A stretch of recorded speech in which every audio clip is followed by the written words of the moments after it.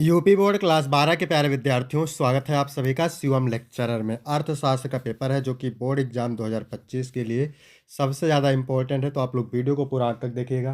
पूरा पेपर एकदम अच्छे से आंसर के साथ आपको बताने वाले हैं। और इस पेपर में जितने भी प्रश्न दिए हैं, एक एक प्रश्न बोर्ड एग्जाम के लिए इम्पोर्टेंट है, एकदम बोर्ड में छपने वाले प्रश्न। समय 3 घंटे 15 मिनट होता है और पूर्णांक होता है 100 का। ठीक है, पूर्णांक कितने का होता है? 100 का होता है। यहाँ पर थोड़ा सा निर्देश देख लेते हैं। निर्देश में क्या है? प्रारंभ के 15 मिनट परीक्षार्थियों को पेपर पढ़ने के लिए निर्धारित है। सभी प्रश्न अनिवार्य हैं। प्रश्न संख्या 1 से 10 तक बहुविकल्पीय प्रश्न हैं। प्रश्न संख्या 17 11 से 18 अति लघु उत्तरीय प्रश्न है, जिनका उत्तर आपको 50 शब्दों में देना है। प्रश्न संख्या 19 से 24 लघु उत्तरीय प्रश्न है, जिनका उत्तर आपको 150 शब्दों में देना है। तथा प्रश्न संख्या 25 से 27 विस्तृत उत्तरीय प्रश्न है, जिनका उत्तर आपको 300 शब्दों में देना है। सभी प्रश्नों के निर्धारित अंक उसके सामने अंकित हैं। तो सभी लोग वीडियो को लाइक कर देंगे, चैनल पर नए होंगे चैनल को सब्सक्राइब कर देंगे, शेयर कर देंगे। चलिए शुरू करते हैं। सबसे पहले बहुविकल्पीय प्रश्न। इसमें प्रश्न नंबर 1 है, क्या कह रहा है? अर्थशास्त्र के सिद्धांत नामक पुस्तक किसने लिखी? अर्थशास्त्र के सिद्धांत नामक पुस्तक किसने लिखी? एडम स्मिथ, मार्शल, रॉबिन्स या मेहता? तो अर्थशास्त्र के सिद्धांत नामक पुस्तक लिखी थी मार्शल ने। इसके बाद दूसरा क्वेश्चन है, क्या कह रहा है? क्या होना चाहिए एक विषय सामग्री है? सकारात्मक अर्थशास्त्र की, नियामक अर्थशास्त्र की, का और खा दोनों, इनमें से कोई नहीं। तो नियामक अर्थशास्त्र की एक विषय सामग्री है, खा ऑप्शन करेक्ट हो जाएगा। इसके बाद प्रश्न नंबर 3 है, आधुनिक युग में उत्पत्ति के कितने साधन हैं? तो आधुनिक युग में उत्पत्ति के 4 साधन हैं। इसके बाद प्रश्न नंबर 5 है, जब सीमांत उत्पादन बढ़ता है तो कुल उत्पादन किस दर से बढ़ता है? बढ़ती हुई दर से। ठीक है, जब सीमांत उत्पादन बढ़ता है तो कुल उत्पादन बढ़ती हुई दर से बढ़ता है। इसके बाद 5 नंबर है, किसी वस्तु को प्राप्त करने की लालसा को क्या कहा जाता है? तो जब किसी वस्तु को प्राप्त करने की लालसा होती है उसे कहते हैं इच्छा। ठीक है। इसके बाद प्रश्न नंबर 6 है, क्या कह रहा है? वर्तमान में भारत में वित्त मंत्री कौन है? तो निर्मला सीतारमण। ठीक है, वर्तमान में भारत के वित्त मंत्री निर्मला सीतारमण है। इसके बाद प्रश्न नंबर 7 है, रिजर्व बैंक का मुख्यालय कहाँ है? तो रिजर्व बैंक का मुख्यालय है मुंबई में। ठीक है। इसके बाद प्रश्न नंबर 8 है, विश्व में वर्तमान में सर्वाधिक जनसंख्या वाला देश? तो विश्व में वर्तमान में सर्वाधिक जनसंख्या वाला देश है चीन। इसके बाद 9 नंबर प्रश्न है, शुद्ध घरेलू उत्पाद बराबर होता है सकल घरेलू उत्पाद माइनस घिसावट। ठीक है, तो ये ऑप्शन बिल्कुल सही हो जाएगा। इसके बाद में है 10 नंबर प्रश्न। ये क्या कह रहा है? विश्व में आर्थिक मंदी कब आई थी? तो 1929 से 1930 तक विश्व में आर्थिक मंदी चली थी। ठीक है, तो यहाँ पर डी ऑप्शन करेक्ट हो जाएगा। इसके बाद है अति लघु उत्तरीय प्रश्न। उत्तर आपको 50 शब्दों में देना है और प्रत्येक उत्तर के लिए आपको 3 अंक मिलेगा। तो यहाँ पर 11 नंबर प्रश्न क्या कह रहा है? सीमांत उपयोगिता क्या है? सीमांत उपयोगिता उपभोक्ता को किसी वस्तु की एक अतिरिक्त इकाई प्राप्त करने से होने वाले अतिरिक्त संतोष या लाभ को दर्शाती है। यह उपयोगिता सामान्यता घटती है, जिसे घटती सीमांत उपयोगिता का नियम कहा जाता है। इसके बाद है 12 नंबर प्रश्न। ये क्या कह रहा है? आय आगम से आप क्या समझते हैं, यानी आय से आप क्या समझते हैं? तो आय जो है किसी व्यक्ति, व्यवसाय या सरकार द्वारा एक निश्चित अवधि में अर्जित धन या आर्थिक लाभ को दर्शाती है। इसमें वेतन, लाभ, ब्याज, किराया और लाभांश जैसी विभिन्न स्रोतों से प्राप्त धन शामिल होता है। इसके बाद में है 13 नंबर प्रश्न, बाजार शब्द से क्या अभिप्राय है?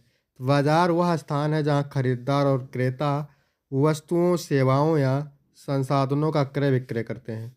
या भौतिक या आभासी हो सकता है और प्रतिस्पर्धा, मांग, आपूर्ति जैसे कारकों से प्रभावित होता है। बाजार विभिन्न प्रकार के होते हैं, जैसे थोक बाजार, खुदरा और आदि। इसके बाद में है 14 नंबर प्रश्न, औसत उत्पादन से क्या अभिप्राय है? तो औसत उत्पादन कुल उत्पादन को प्रयुक्त उत्पादन इकाइयों जैसे श्रमिकों की संख्या से विभाजित करके प्राप्त किया जाता है। यह प्रत्येक इकाई द्वारा किए गए औसत योगदान को दर्शाता है और उत्पादकता के विश्लेषण में महत्वपूर्ण होता है। इसके बाद है 15 नंबर क्वेश्चन। ये क्या कह रहा है? पूर्ण रोजगार से क्या अभिप्राय है? तो पूर्ण रोजगार वह स्थिति है जब अर्थव्यवस्था में सभी योग्य और इच्छुक श्रमिकों को उपलब्ध मजदूरी दर पर रोजगार मिल जाता है। इसमें बेरोजगारी केवल स्वाभाविक या अस्थायी होती है, न कि मांग की कमी के कारण उत्पन्न होने वाली बेरोजगारी। इसके बाद है 16 नंबर। ये क्या कह रहा है? प्रभावपूर्ण मांग क्या होती है? तो प्रभावपूर्ण मांग वह वास्तविक मांग होती है जो क्रय शक्ति के साथ समर्थित होती है। अर्थात यह उपभोक्ताओं की वह मांग है जिसमें न केवल इच्छा शक्ति होती है बल्कि वस्तु या सेवा को खरीदने की क्षमता भी होती है। इसके बाद में है 17 नंबर प्रश्न। ये क्या कह रहा है? व्यापक अर्थशास्त्र क्या है? व्यापक अर्थशास्त्र अर्थशास्त्र की वह शाखा है जो संपूर्ण अर्थव्यवस्था के व्यवहार और प्रदर्शन का अध्ययन करती है। इसमें राष्ट्रीय आय, मुद्रास्फीति, बेरोजगारी और आर्थिक वृद्धि और नीतियों जैसे कारकों का विश्लेषण किया जाता है जो अर्थव्यवस्था को प्रभावित करते हैं। इसके बाद 18 नंबर प्रश्न है, अंतिम वस्तुएं क्या होती हैं? अंतिम वस्तुएं वह वस्तुएं होती हैं जो उपभोक्ताओं द्वारा अंतिम उपयोग के लिए खरीदी जाती हैं और आगे उत्पाद प्रक्रिया में उपयोग नहीं होती। ये उपयोग या निवेश के लिए तैयार होती हैं, जैसे कपड़े, कार, मोबाइल आदि। इन्हें सकल घरेलू उत्पाद की गणना में शामिल किया जाता है। इसके बाद है लघु उत्तरीय प्रश्न। ठीक है, तो उत्तर आपको 150 शब्दों में देना है। प्रत्येक उत्तर के लिए आपको 6 नंबर मिलेंगे। तो यहाँ पर 19 नंबर प्रश्न क्या कह रहा है? सीमांत उपयोगिता और कुल उपयोगिता के संबंध को स्थापित कीजिए। सीमांत उपयोगिता और कुल उपयोगिता के बीच घनिष्ठ संबंध होता है। कुल उपयोगिता किसी वस्तु की सभी उपभोगित इकाइयों से प्राप्त संतोष का कुल योग होता है, जबकि सीमांत उपयोगिता प्रत्येक अतिरिक्त इकाई से प्राप्त अतिरिक्त संतोष को दर्शाती है। जब उपभोक्ता किसी वस्तु की अधिक इकाइयों का उपभोग करता है तो कुल उपयोगिता बढ़ती है, लेकिन सीमांत उपयोगिता घटती जाती है, जिसे घटती सीमांत उपयोगिता का नियम कहा जाता है। जब सीमांत उपयोगिता शून्य हो जाती है तब कुल उपयोगिता अपने अधिकतम स्तर पर पहुंच जाती है और इसके बाद गिरने लगती है। ठीक है, तो इन प्रश्नों को आप तैयार करिएगा। यहाँ पर देखिए 20 नंबर प्रश्न क्या कह रहा है? स्थिर लागत, परिवर्तनशील लागत और कुल लागत क्या होती है? सबसे पहले हेडिंग डालेंगे स्थिर लागत। यह वह लागत होती है जो उत्पादन स्तर में परिवर्तन के बावजूद अपरिवर्तित रहती है, जैसे किराया, मशीनरी, बीमा आदि, या शून्य उत्पादन पर भी बनी रहती है। फिर है परिवर्तनशील लागत। यह उत्पादन स्तर के अनुसार बदलती है, जैसे कच्चा माल, मजदूरी, बिजली आदि। यदि उत्पादन बढ़ता है तो परिवर्तनशील लागत भी बढ़ती है, और यदि उत्पादन शून्य हो जाता है तो यह लागत भी समाप्त हो जाती है। इसके बाद है कुल लागत। इसमें लिखेंगे यह किसी वस्तु के उत्पादन में लगने वाली कुल व्यय राशि होती है जो स्थिर लागत और परिवर्तनशील लागत के योग से प्राप्त होती है। सूत्र है कुल लागत बराबर स्थिर लागत प्लस परिवर्तनशील लागत। इसके बाद है बजट रेखा क्या है? ठीक है, तो बजट रेखा उपभोक्ता की आय और वस्तुओं की कीमतों के आधार पर विभिन्न उपभोग संभावनाओं को दर्शाने वाली रेखा होती है। यह रेखा दिखाती है कि उपभोक्ता अपनी सीमित आय से दो वस्तुओं का अधिकतम संयोजन किसी मात्रा में खरीद सकता है। यदि उपभोक्ता की आय या वस्तुओं की कीमतों में बदलाव होता है तो बजट रेखा भी बदल जाती है। ठीक है, यहाँ पर समीकरण ये देख सकते हैं। इसके बाद है 22 नंबर प्रश्न। क्या कह रहा है? मुद्रा को परिभाषित कीजिए। तो मुद्रा वह माध्यम है जिसका उपयोग वस्तुओं और सेवाओं के विनिमय, मूल्य मापन, भुगतान, निपटान और संपत्ति चयन के लिए किया जाता है। यह किसी भी अर्थव्यवस्था में लेन देन को सुगम बनाने का प्रमुख साधन है। मुद्रा में स्वीकार्यता, विभाज्यता, टिकाऊपन और स्थायित्व जैसे गुण होते हैं। परिभाषा देखिएगा पाल सेमु अल्सन के अनुसार। ठीक है, पाल सेमु अल्सन के अनुसार मुद्रा वह वस्तु है इसे लेन देन के साधन के रूप में व्यापक रूप से स्वीकार किया जाता है। आगे लिखेंगे मुद्रा के प्रमुख रूपों में सिक्के, कागजी मुद्रा और डिजिटल मुद्रा शामिल है। आधुनिक अर्थव्यवस्था में मुद्रा का नियंत्रण केंद्रीय बैंक द्वारा किया जाता है, जो उसकी आपूर्ति और स्थिरता सुनिश्चित करता है। इसके बाद है 23 नंबर प्रश्न। ये क्या कह रहा है? राष्ट्रीय आय क्या है? तो राष्ट्रीय आय किसी देश में एक निश्चित अवधि में उत्पादित सभी अंतिम वस्तुओं और सेवाओं के कुल मूल्य का धनात्मक रूप में आकलन है। यह किसी अर्थव्यवस्था की समग्र उत्पादकता और आर्थिक स्थिति को दर्शाती है। इसके बाद परिभाषा क्या कह रही है? पीगू के अनुसार राष्ट्रीय आय समाज के सभी सदस्यों द्वारा एक वर्ष में अर्जित वास्तविक आय की कुल योग है। राष्ट्रीय आय को मापने के विभिन्न तरीके हैं, जैसे सकल घरेलू उत्पाद जीडीपी, शुद्ध राष्ट्रीय उत्पाद एनएनपी, व्यक्ति आय पीआई और व्यक्ति विधि। यह आर्थिक नीति निर्माण और विकास दर को समझने के लिए महत्वपूर्ण संकेतक है। इसके बाद 24 नंबर है, विदेशी विनिमय दर क्या है? तो विदेशी विनिमय दर वह दर होती है जिस पर एक देश की मुद्रा को दूसरे देश की मुद्रा में बदला जाता है। यह अंतर्राष्ट्रीय व्यापार, निवेश और आर्थिक स्थिरता के लिए महत्वपूर्ण भूमिका निभाती है। परिभाषा में है पाल सेमुअल्सन के अनुसार विदेशी विनिमय दर वह मूल्य है जिस पर एक मुद्रा को दूसरी मुद्रा में बदला जाता है। विनिमय दर कितने प्रकार की होती हैं? तो विनिमय दर दो प्रकार की होती हैं। पहली है स्थिर विनिमय दर, जिसे सरकार या केंद्रीय बैंक नियंत्रित करती हैं। दूसरा है परिवर्तनशील विनिमय दर, जो मांग और आपूर्ति पर निर्भर करती है। विनिमय दर में परिवर्तन मुद्रास्फीति, ब्याज दर और अंतर्राष्ट्रीय व्यापार को प्रभावित करता है। इसके बाद में दीर्घ उत्तरीय प्रश्न है। उत्तर आपको 300 शब्दों में देना है लगभग, और प्रत्येक उत्तर के लिए 10 अंक मिलेंगे। तो यहाँ पर उदासीन वक्र से आप क्या समझते हैं? इसके प्रमुख विशेषताओं का वर्णन कीजिए। उदासीन वक्र, ठीक है। तो उदासीन वक्र का अर्थ पहले देखिए।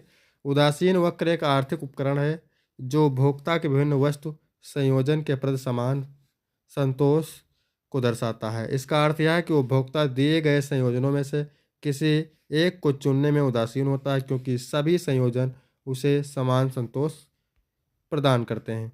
परिभाषा में लिखेंगे J.R. हिक्स के अनुसार उदासीन वक्र उन सभी संयोजनों का एक आलेखीय निरूपण है जो उपभोक्ता को समान स्तर की उपयोगिता प्रदान करते हैं। उदासीन वक्र की प्रमुख विशेषताएं नकारात्मक ढलान में लिखेंगे। उदासीन वक्र बाएं से दाएं नीचे की ओर ढलान लिए होता है, क्योंकि यदि किसी एक वस्तु की मात्रा बढ़ती है तो दूसरी वस्तु की मात्रा घटानी पड़ती है ताकि संतोष स्तर समान बना रहे। इसके बाद है दूसरा, क्या कह रहा है? अवलाव। यह वक्र मूल बिंदु की ओर अवतल होता है क्योंकि सीमांत प्रतिस्थापन की दर घटती जाती है। उदासीन वक्रों का परस्पर ना काटना। दो उदासीन वक्र कभी एक दूसरे को नहीं काट सकते क्योंकि प्रत्येक एक भिन्न उपयोगिता स्तर को दर्शाता है। उच्च वक्र उच्च संतोष दर्शाता है। जो उदासीन वक्र मूल से दूर होता है वह अधिक संतोष का प्रतिनिधित्व करता है। इसके बाद अगली हेडिंग है मूल बिंदु को नहीं छूता। उदासीन वक्र किसी भी अक्ष को स्पर्श नहीं करता क्योंकि उपभोक्ता दोनों वस्तुओं का उपयोग करता है। फिर अथवा करके दिया है एक पूर्ण प्रतियोगिता बाजार में प्रत्येक फर्म दीर्घकाल में केवल सामान्य लाभ ही अर्जित करते हैं। विस्तार से समझाइए। इसके बाद है 26 नंबर प्रश्न। तो ये क्या कह रहा है? केंद्रीय बैंक और उसके कार्यों को प्रभावित कीजिए। तो केंद्रीय बैंक और उसके कार्यों को प्रभावित कीजिए, ठीक है। तो परिचय लिखेंगे। केंद्रीय बैंक किसी देश की मौद्रिक प्रणाली का एक प्रमुख संस्थान होता है जो मुद्रा आपूर्ति, क्रेडिट नियंत्रण और वित्तीय स्थिरता को बनाए रखने के लिए कार्य करता है।